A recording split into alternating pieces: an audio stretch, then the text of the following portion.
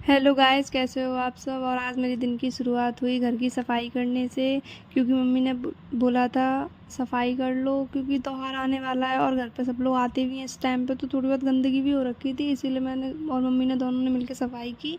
ये सारी चीज़ें सर्फ से धोई थी, क्योंकि काफ़ी गंदी हो गई थी। इसीलिए ये देखो, मैं आराम से मस्त घिस घिस के धो रही हूँ चीज़ों को।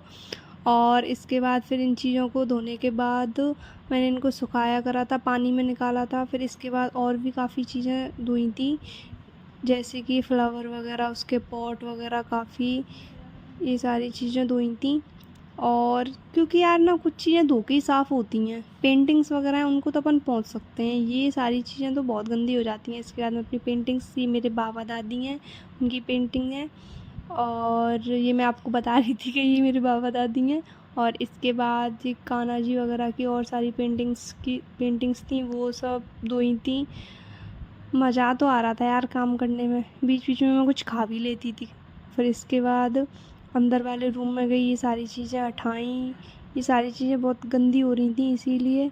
इसके बाद फिर देखो, ये आराम से सारी चीज़ें मैंने नीचे बैठ के अच्छे से पोंछी थी। पहले गीले कपड़े से पोंछ दी, फिर सूखे कपड़े से पोंछने के बाद ये चीज़ें सारी लगाई थी आराम से।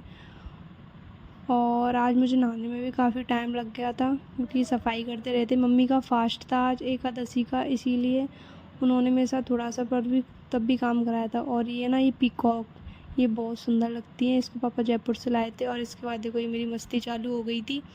ये ना, अब मैं आपको बता नहीं सकती ये क्या चीज़ है, वरना आप लोग मुझे मजाक बनाओगे मेरी, इसीलिए मैं आपको बता नहीं रही हूँ। पर देखो, ये मेरी मस्ती चालू हो रखी थी। फिर थोड़ी देर बाद मैंने ये रख दिया था। फिर इसके बाद मैंने ये सारी चीज़ें पोंछी थी, अंदर से गीले कपड़े से, बाहर से भी पोंछ दी थी, मिरर वगैरह। इसके बाद फिर हम ये सब करने के बाद सामान लगा रहे थे, ये सब धुला हुआ सामान रखा था। मम्मी भी आ गई थी पूजा वगैरह करने के बाद अपनी।